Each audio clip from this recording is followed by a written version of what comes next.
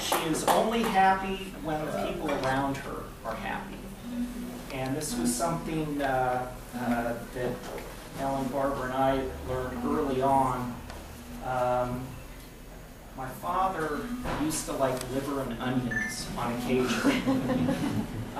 Not something that a child really likes to, to smell of around the house, and it was just horrid. And, but my mother, being my mother, had to keep my father happy, so yes, I will make you liver and onions. And seeing the looks on my sister's and my face, she would slip us a little bit of money and tell us to go down to Tonio's, a little restaurant a couple of blocks away, so we did not have to, what we considered suffer while my father enjoyed. But it's sort of that whole philosophy and way of living that she's followed throughout her life. What do you need to make you happy? If I can do it, I will do it. And for that, I thank you. You don't get to pick your parents. Sorry, boys.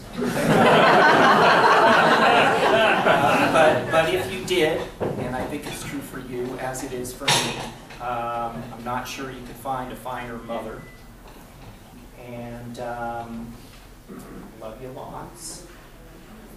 And I think the nicest thing, I don't know what the meaning of life is or what the purpose is. I'm going to let Danny figure that one out for us.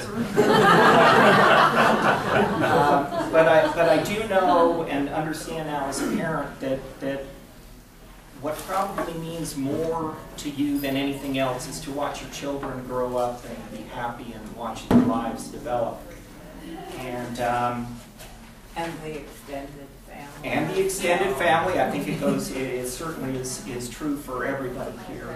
And but to have raised 3 moderately well-adjusted children, 7 grandchildren, all of whom are far better adjusted than their parents. It's just kind of a wonderful thing to see, I think, looking back on your life as to what you've accomplished. And it seems to me, I'd like to say to my mom, well lived.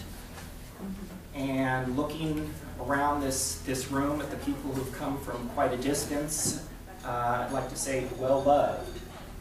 And with that, I'd like everybody to join me with a happy birthday to Ruth, Aunt Ruth, Mom, Grandma, whatever else you might have called her under your breath. Happy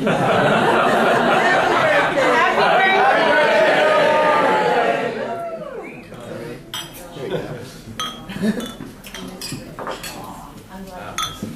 Now, can I get up and say something? I'm not sure anyone's able to stop you yet. I want to thank you all for your loving good wishes, which brought me to this age. And hopefully, I will be looking down upon you and joining all of you in your 80th.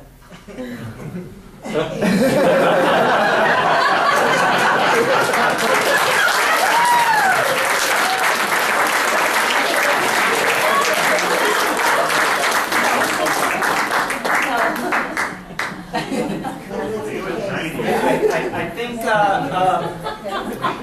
we're gonna cut some cake here. While that's happening, Charlie, is this a good time for you? Roberta, are you joining? All right, wait a second. My mother has always said, if you don't have something nice to say, don't say anything at all. Which is, we had a lot of things to say in my house growing up, but in my current house, that's why we don't talk very much. One more thing to say. Okay, I just wrote something, a little something. To have reached the age of 90 is gratifying, but the rewarding and loving part is having such a wonderful family, all of you, together.